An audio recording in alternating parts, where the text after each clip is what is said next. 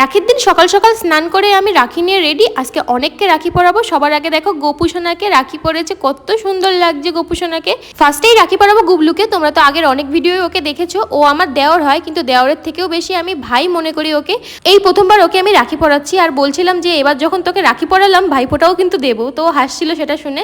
ওকে রাখি পরানো হয়ে গেলে আমাদের ইচ্ছা আছে যাবো একটু মামা শ্বশুর বাড়ি, কারণ ওখানে আরো দুটো ভাই আছে, তাছাড়া একটা বোনও আছে যে আমার বরকে রাখি পরাবে। আর এদিকে দেখো আমরা দুজনকে গিফট দিচ্ছি। তো ও আমার মন পছন্দের গিফট দিয়ে দিল, ডাল ভাজা। আমি ভীষণ ভালো খাই। তারপর মা বাড়ি এসে আরেক ভাইকে পরিয়ে দিলাম। আর এরা কিন্তু সবাই আমার দেওর হয়, কিন্তু আমি মনে করি যে রাখি সবাইকেই পরানো যায়। তো তারপর ও আমাকে রাখির গিফট দিল, আর রাখির গিফট পেয়ে তো আমি ভীষণ খুশি। তারপর ওর গিফটটাও আমি দিয়ে দিলাম। আর মামি বললো খালি মুখে যাওয়া যাবে না, তার জন্য একটু আচার খেয়ে নিলাম। আর এই যে হচ্ছে পুকু সোনা, দেখো কত স্ট্রাগল করে ও দাদা ভাইকে রাখিটা পরাচ্ছে। তারপর দাদা ভাই ওকে গিফট দিয়ে দিল। আর আমি না এবার অনেককে রাখি পরিয়েছি। তো 1 মিনিটের ভিডিওতে তো সবটা কভার করা সম্ভব না। আসছে নেক্সট পার্টে।